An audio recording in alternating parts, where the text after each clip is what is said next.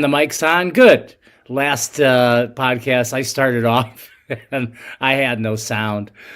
Oh, it's so funny when that happens. Welcome, everybody, to episode 4, where today we're going to explore cannabis as a sacred medicine. I'm your host today, Don Antonio Corianti, and this space is dedicated to exploring the sacred and intentional use of cannabis as a medicine for healing and creativity. But before we begin, let's take a moment, a few seconds to center ourselves. Wherever you are, close your eyes if you feel comfortable, and let's just take a few breaths. Close your eyes, drop into your body, and just taking a deep breath through your nose, filling up. Hold for a moment, not with a soft sigh. Let that sigh come out of you. You're relaxing into the moment. Strong inhale. Holding, centering sigh. And one more. Big, strong breath. Nice big sigh. Very good. I want to invite everyone who's watching, wherever you're watching from, just drop a comment. Just say hi. Let us know where you're watching from.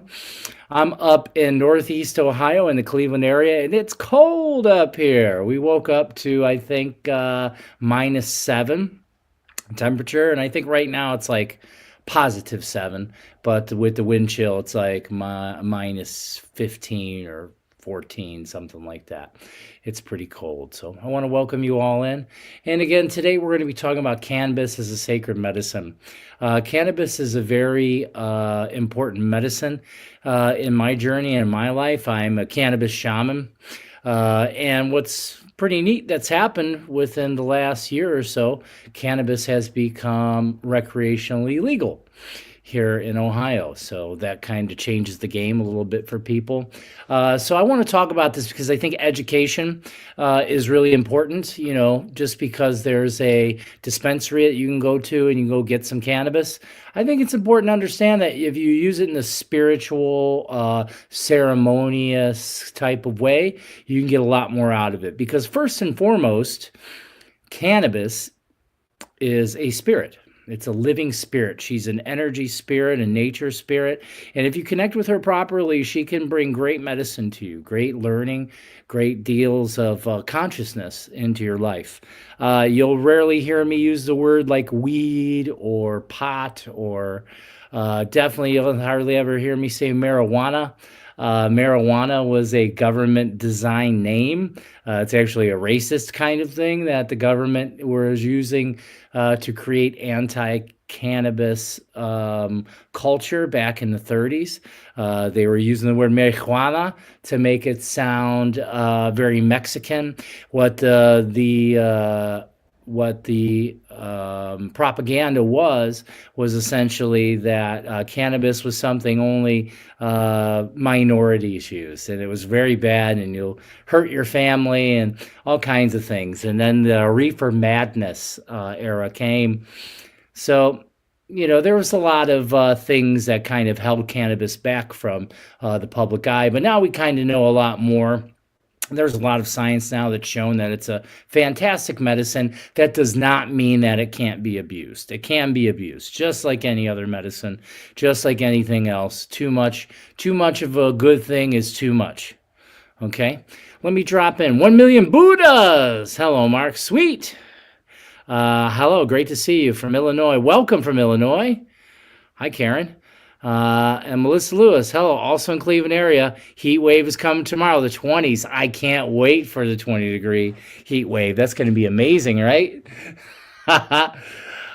So before we get started moving along here, let's talk about intentions. So even if like you're in the space of learning about cannabis and the energy of her, it's all about setting your intentions. And so the intention of this session we're in here is to deepen our connection to the spirit of Mother Sister Cannabis. That's how I address her usually in a verbal sense, is Mother Cannabis or Mother Sister Cannabis.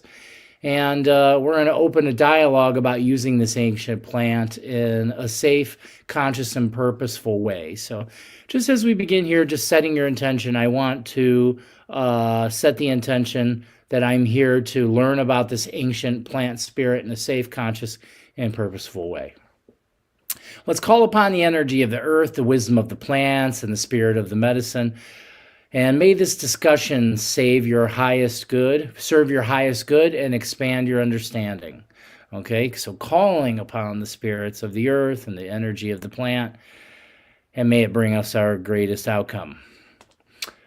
So we'll talk about the historical and spiritual background. Cannabis has been used for thousands of years as a sacred medicine in cultures around the world. So even here in America, the Native Americans use cannabis for different types of medicine and connection to spirit. All around the world, it still is used, even though it's just recently becoming kind of legalized or normalized here. It's been being used all over the place, and even here, pre-1937, basically it was the end of prohibition. When alcohol prohibition ended, there was a business structure in the government that didn't have anything to do, and that's kind of where the war on marijuana began with a man named Henry Anslinger. That's a whole nother kind of history lesson I'm not going to go into right now, but I recommend that you learn about the history of that kind of thing.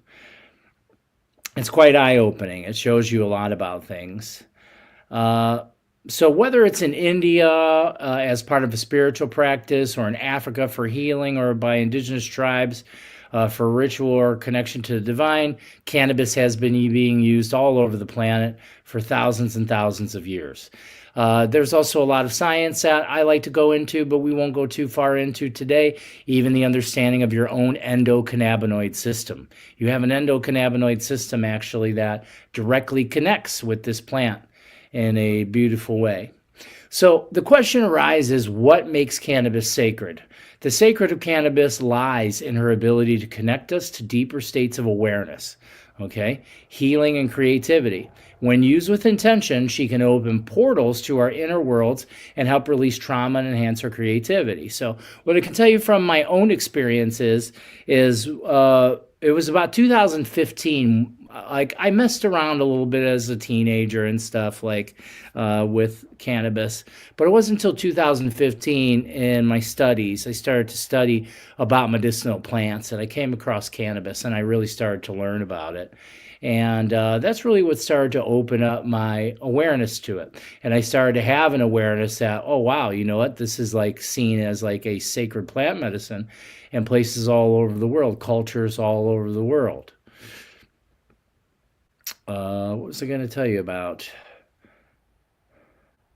Boop, boop, boop, boo. Huh.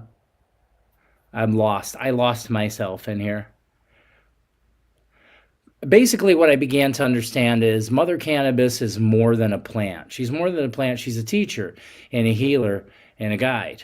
And so she has a beautiful way to help us alter our brainwave frequencies, and through altering our brainwave frequencies allows us to have different perceptions. So your perception informs your reality, and if you can change your perception even a little bit, this can change the way you start to perceive your reality. And one of the first things I noticed was the deep calming effect that it would have on me. So when I first started using it, that was something, excuse me, that I normally would do is like, so my daily ceremony would be about 7 p.m.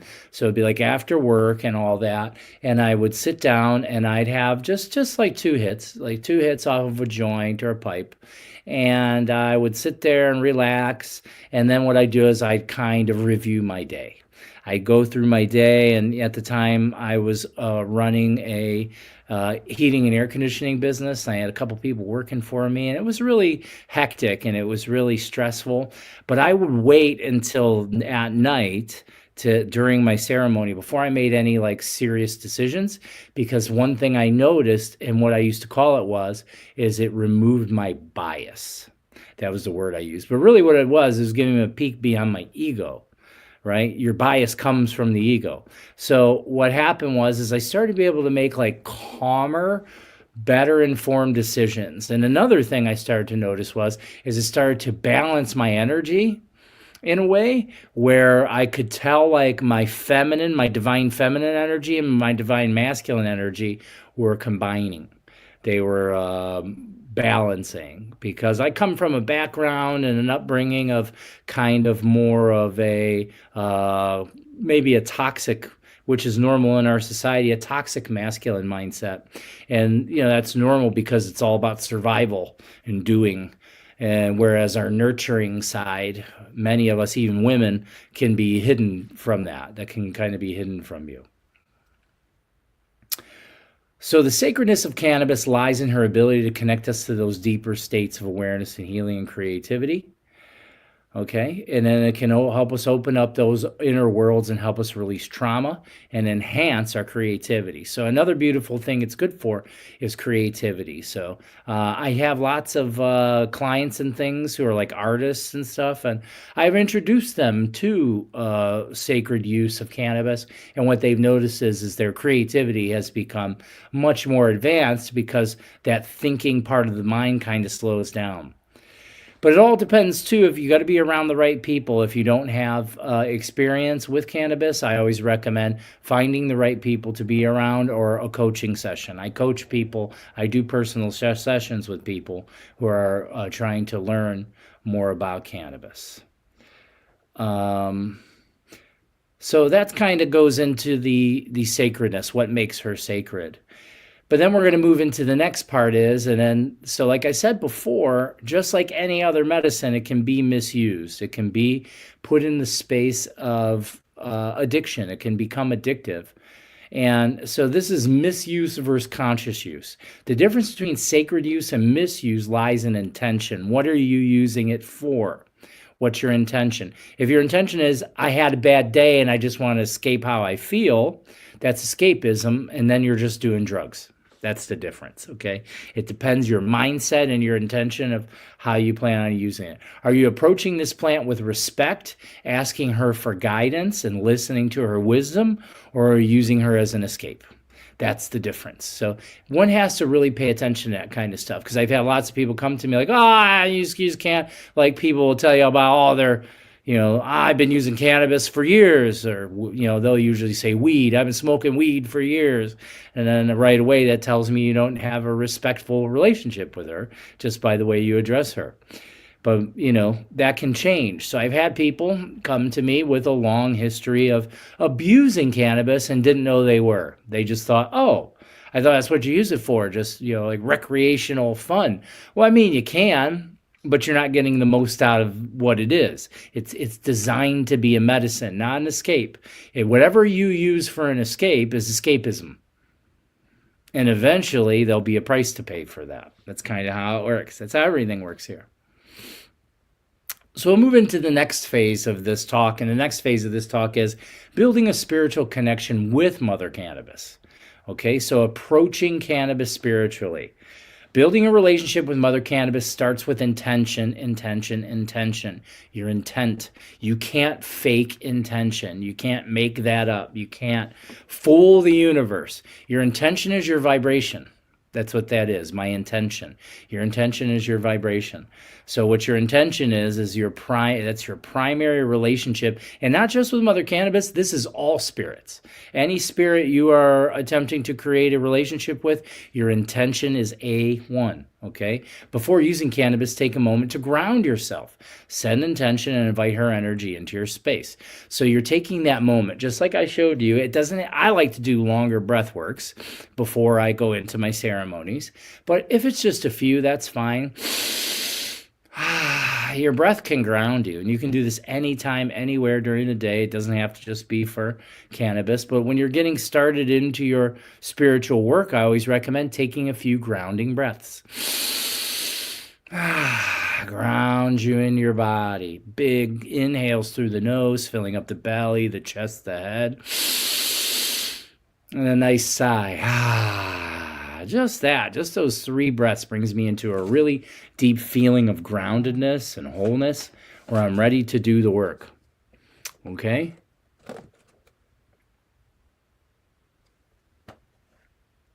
And then after you set your intention, you want to begin to invite her energy into your space.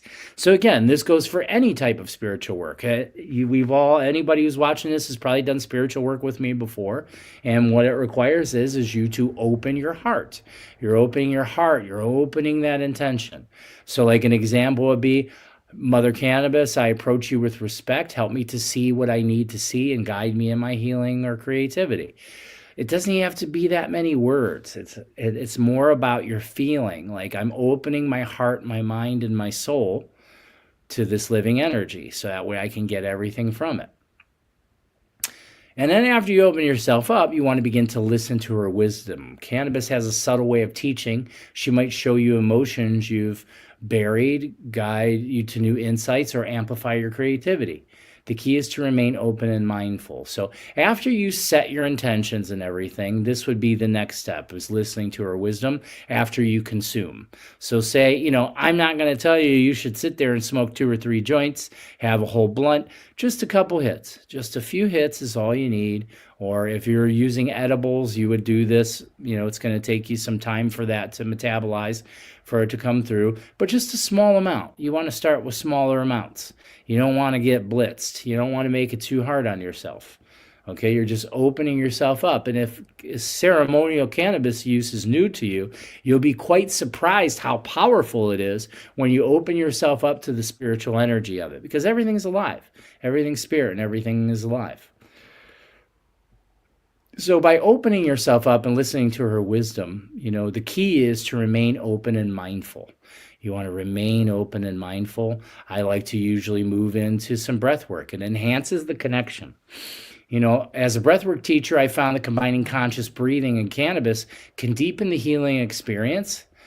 Breath unlocks the body's natural energy and helps integrate the plant's teaching. So one of my favorite ceremonies to do is after I call in all my spirits. I usually, when I do a cannabis ceremony with myself or with a small group, I open up sacred space. I go the whole shaman route with it, picking up everything, getting everything connected.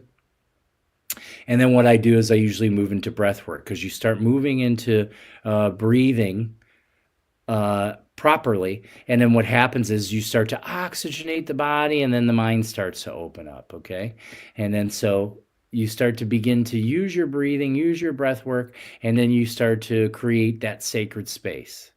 Okay, and what I always recommend is that you prepare your space before working with cannabis. You can light a candle, you can burn some incense, you can place some meaningful objects around you. Okay, you want to be in a place where you have limited distractions. This is a sacred time for you and Mother Cannabis. Okay, and as I talked about before, dosage and method. Okay, dosage and method. Less is more. Less is often more with many things, but less is more when it comes to intentional, not escapism, intentional use. Start small and see how the plant interacts with your body and energy. Okay, because it's going to interact with your energy. So if you find yourself, you feel paranoid, or you're having a bad experience, or you feel sick, it's just showing you where you have blockages. The cannabis will show you. Mother Sister Cannabis is a spirit, and what she will do is she will show you where you're blocked. That will show up right in you, and what that will do is that'll show up as a symptom. So I've had lots of people. I think someone in the comments recently just said something about they felt sick when they use cannabis. It's probably just because they're improperly using it and around the wrong person, not understanding that it's a medicine and it will open you up. So a little coaching goes a long way.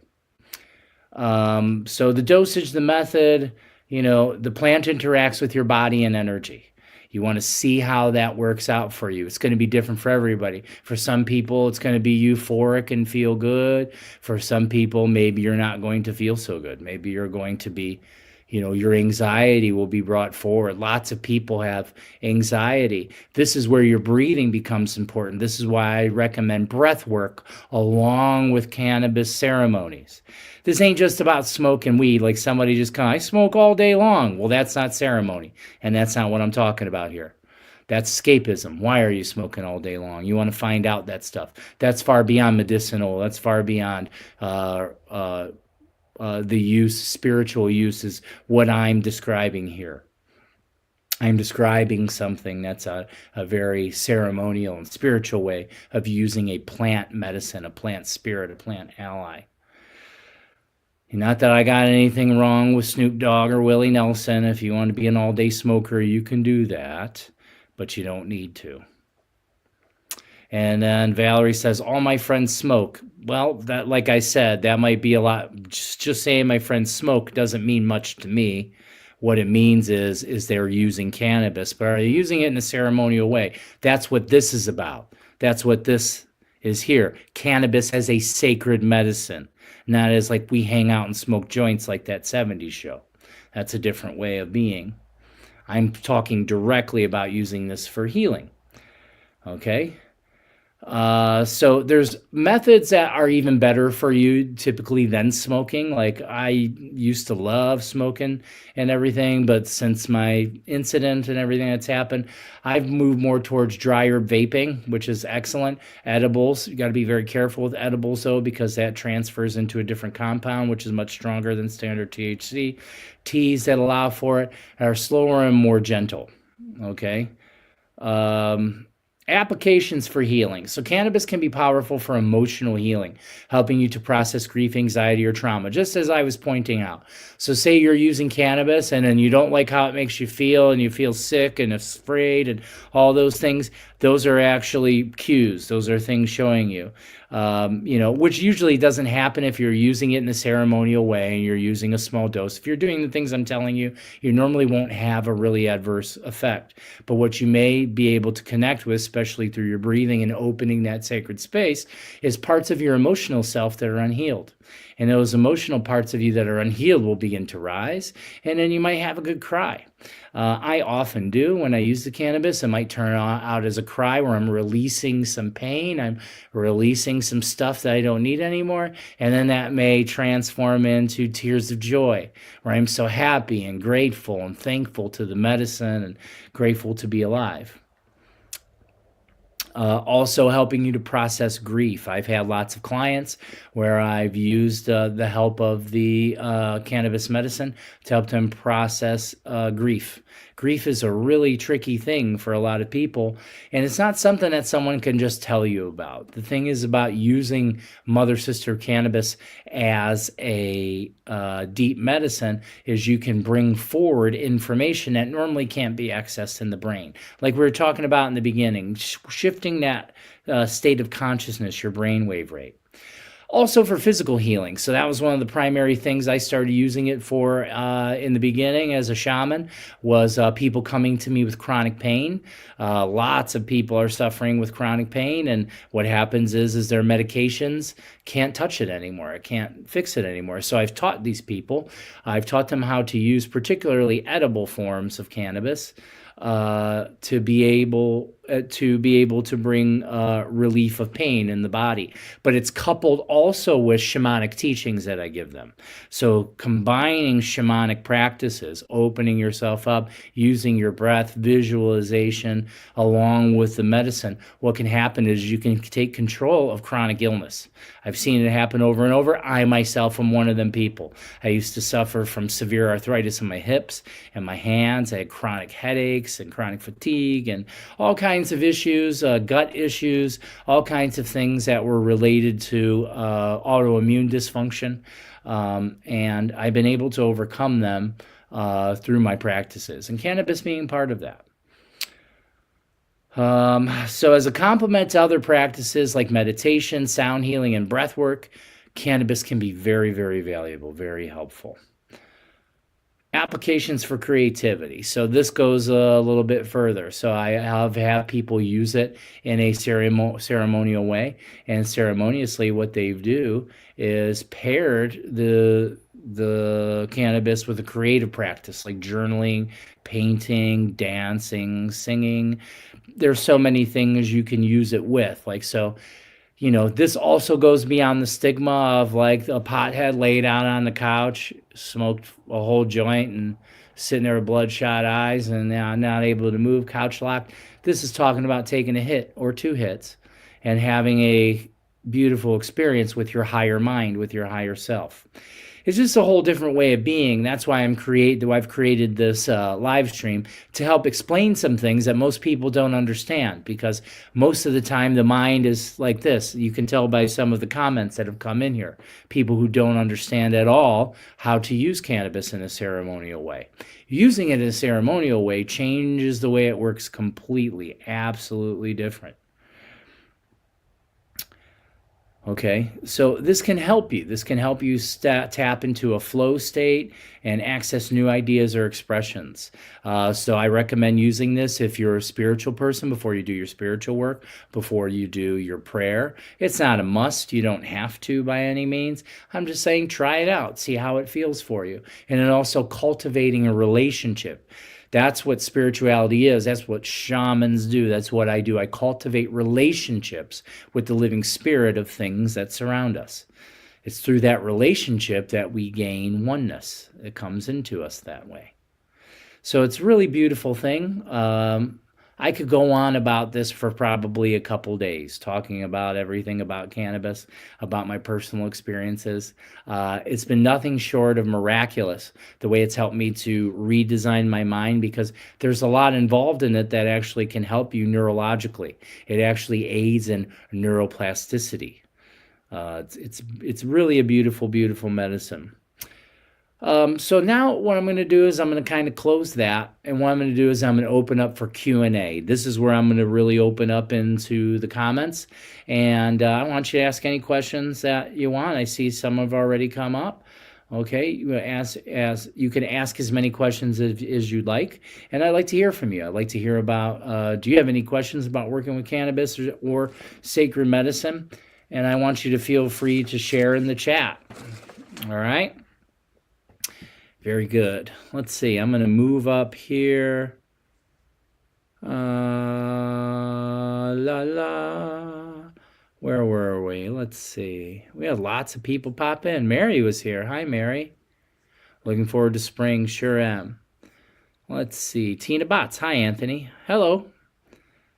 Let's see. And then this was something we were talking about. I really didn't like the way weed made me feel. So that means you missed the beginning of the podcast, and that's okay. This is where I talk about, like, derogatory terms like weed and marijuana are things that are not really in the realm of ceremonial or medicine use.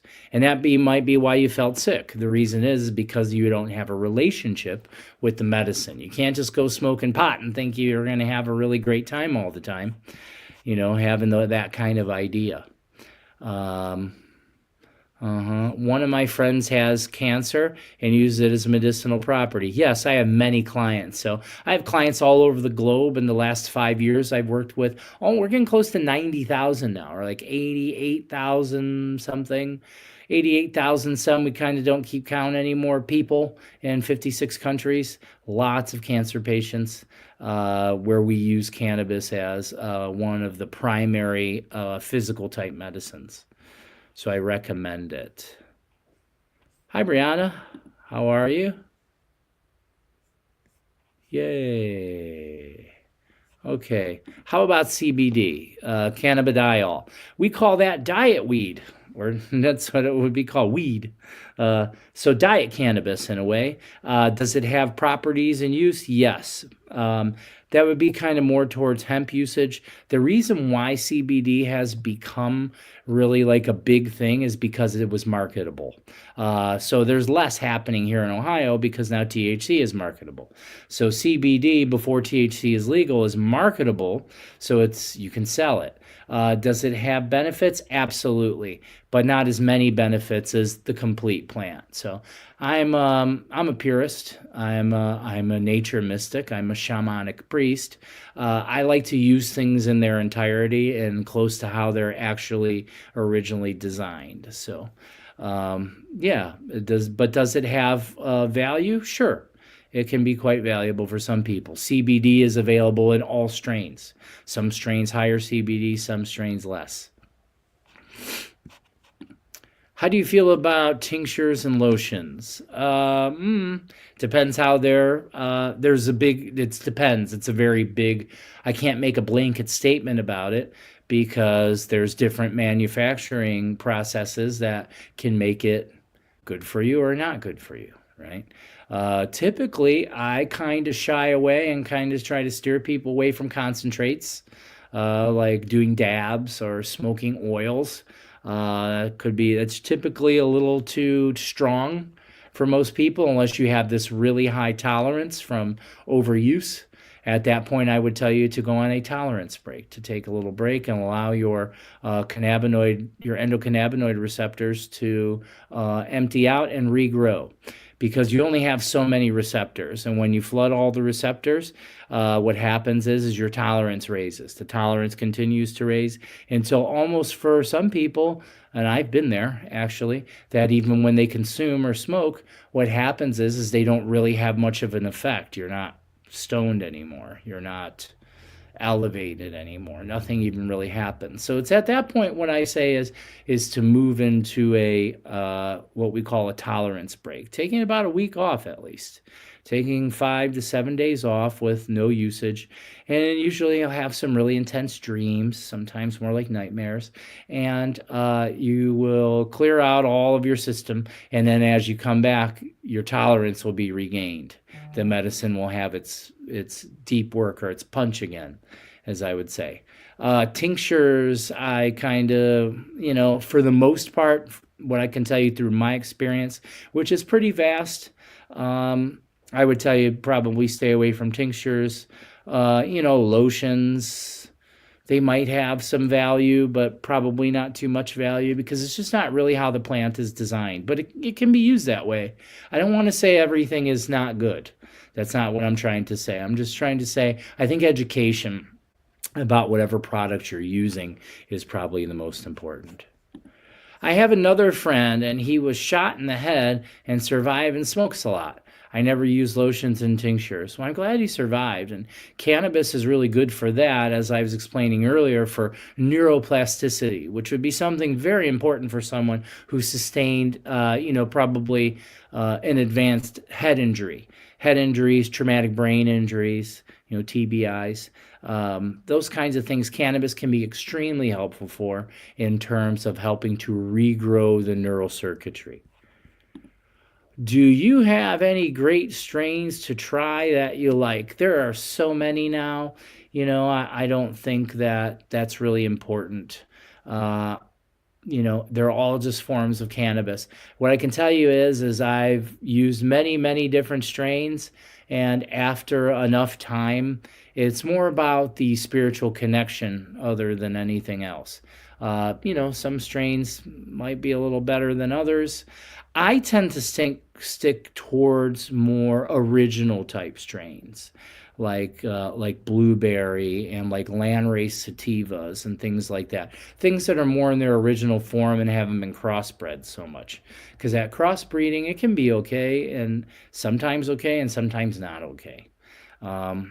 I don't know. I've never personally, I don't have any bad experiences with any cannabis, but then again, I'm very picky about mine. I only get it from known sources, people that I know personally that cultivate. Like I don't usually get anything from dispensaries unless I'm out of town, and don't know anybody there. But when it comes to my standard use, I'll know my cultivator, I'll know the strains, I'll know how it was grown, so on and so forth. So. Right, it's too much. Yeah, it kind of is, because it's all about marketing, They want to give you as many choices as possible, because those choices give you the illusion of difference. And the thing is there just isn't a lot of difference. There just really isn't. But there are things that you'll notice different, because it's not just about the THC profile. It's about the terpenes. It's about other parts of the medicine within the plant. There's, I think, about 140 known cannabinoids within the medicine itself. What I always would say is go for the most whole or pure form. So you're going for, I always would aim you towards flower or edibles that are made from the entire plant. And so this often will not be edibles that you get from the dispensary. These will be people that actually take time to cook down the entire plant using the stems, the leaves, everything, getting all the medicine out of the plant and putting them into usually some sort of fat. that goes into things. So you're probably best off getting them homemade brownies, or finding someone who makes full tilt types of edibles. Those ones are really, really amazing. I personally like to make my own can of butter. I'll use that to make cookies. I like to make, that's why I like to create as my own kind of edibles. And I'll share those with my friends. And everybody says that they're amazing. Well, because I know some cultivators, and what I do is I use the entire plant. I use all their trim, I use everything. So it's amazing. Mm-hmm, mm-hmm, mm-hmm. My kid used to like to smoke and had trauma, then stopped smoking. Well, I'd recommend healing the trauma. Uh, you know, because again, I like to smoke. Might have liked to smoke because they were escaping, then had trauma, and now that doesn't work out for them. So, like I said, just smoking cannabis is not the same as having ceremonial relationship, spiritual relationship with cannabis. One million Buddha says, I found my favorite lately is some lower THC, 20% outdoor grown in natural sunlight indica. That's not lower. That's still very high. That's what I would say. 20% is still a very high. I know not compared to what else is out there, but 20% as opposed to like a 14% land race is still pretty high. I love natural sunlight. I was able to grow some of my own plants out in my yard this summer, which was really nice. That was really cool. That it was legal for me to grow some of my own plants right out in the sun. That was so nice. Yeah. I make brownies. Good. Brownies are nice. I like brownies. Cookies are my favorite. I like to make can of butter. I have a very specific process in which I make it. It's very, very, very unique the way in which I make things, but it's amazing. Hmm. Whatever else I have been seeing was always near 25, 30. So yeah, making a step down transition. Cool. I like it. I'm going to try it again. Last time it made me think so much. Well, it's showing you about your overthinking. So, overthinking is like a disease, and what that's usually related to is anxiety. And that usually is related to trying to control outcomes. One tries to control outcomes when they have unresolved emotional data, aka trauma, that puts them in positions where if they overthink or think they're in control of things, that they're safe. But they're never safe and they're never in control, they just have anxiety. So, like I said, it's a medicine. You may want to be around someone who understands the mind and understands trauma if you're going to use it. But yeah, to think that it can't make you do anything. What it can do is it'll amplify who you already are. Hi, everyone. So glad to see you're out of the hospital. Thank you. Yeah, I've been out of the hospital since November 11th. So that's been a long time. I'm pretty healed up now. I'm doing quite well. I'm not 100% yet, but I keep working at it. My doctors are all kind of amazed, to say the least. They've nicknamed me the Wolverine because, according to them, they've never seen anyone heal so fast. But I am a professional healer and a shamanic priest, so I'm sure that helps me out quite a bit. I have some really good tools to help me to heal. It's a long process to heal from, aortic replacement. For most people, it takes a year or better before they heal. My doctors say, even though I'm not only at 10 weeks, I am comparable to someone that's like about 12 to 14 weeks, if not further. So I guess my practices and everything I'm doing are quite helpful. My doctors will ask some questions sometimes. I won't know how to answer those, but that's okay. Great. So the thing to remember is cannabis is a powerful ally when approached with respect and intention. Respect and intention. If your idea is to sit down and smoke weed, that's the result you're going to get.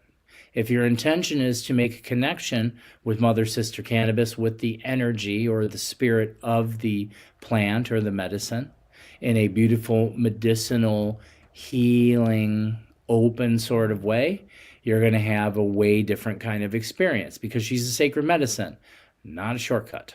That's how she is not a shortcut.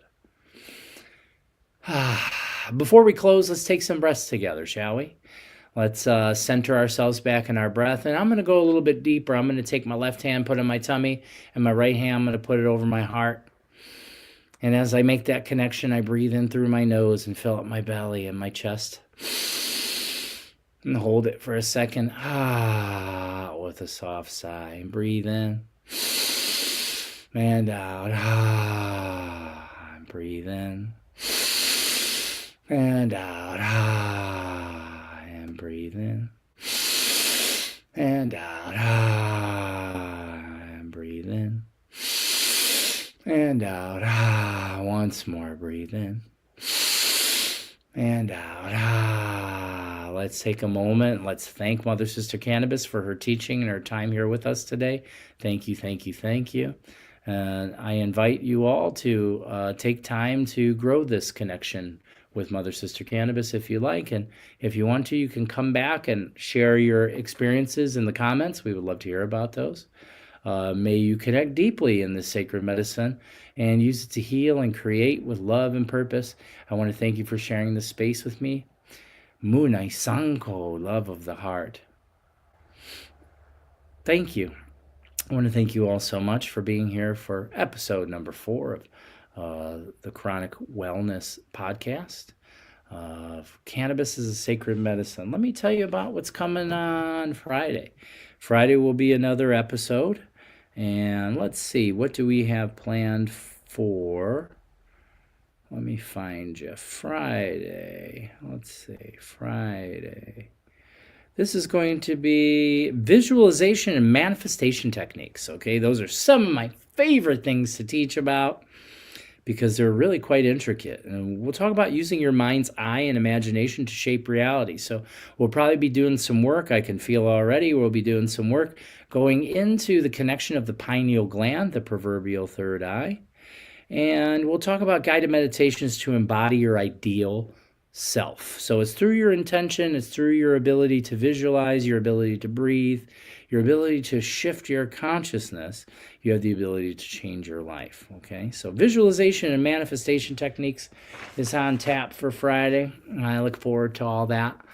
That will be at noon Eastern time, same time. It's always the same time. My podcasts usually run Monday, Wednesday, and Friday. I didn't come on this Monday. It was a holiday and inauguration day and all those things. So I just kind of let that one go for Monday. This was supposed to be the Monday podcast. I just wanted to come on and talk a little bit about cannabis since I'm a cannabis shaman. It's something that it's really kind of dear to me, and I wanted to share a little bit of information about, especially for people who are looking towards that. Like, you know, this kind of teaching isn't for everyone. It might not be something everyone can get or understand, but if you do get and understand it, it can be very powerful kinds of information. And that's what I keep trying to bring is powerful information to you. You know, the kind of things that people pay big money out at retreats and stuff for. I come here, I'm just going to give it to you, you know. I'm not going to be giving it away. I'm not going to be taking it to my retreats. I'm going to be taking it right here, live and in your face, giving it right to you. I want to thank you all so much. I hope you have a beautiful rest of your day and a beautiful rest of your week, and I will be back Friday. Any comments or concerns, feel free to post them. Also, feel free to reach out to me personally. You can come on over to my page over on Facebook or Instagram. And what you can do is you can access my link tree. And on my link tree, there's a link to Chronic Wellness.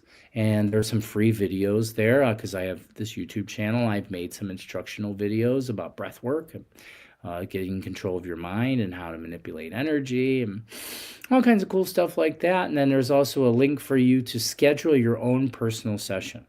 So sitting in your own personal session with me can be a life-changing event. A little coaching goes a long way. So I help people in all facets of life, not just the spiritual space, but your mindset. I can help you with your mindset, learn more about meditation, more about breath work, how to cultivate successful ways of thinking, how to begin to become more healthy.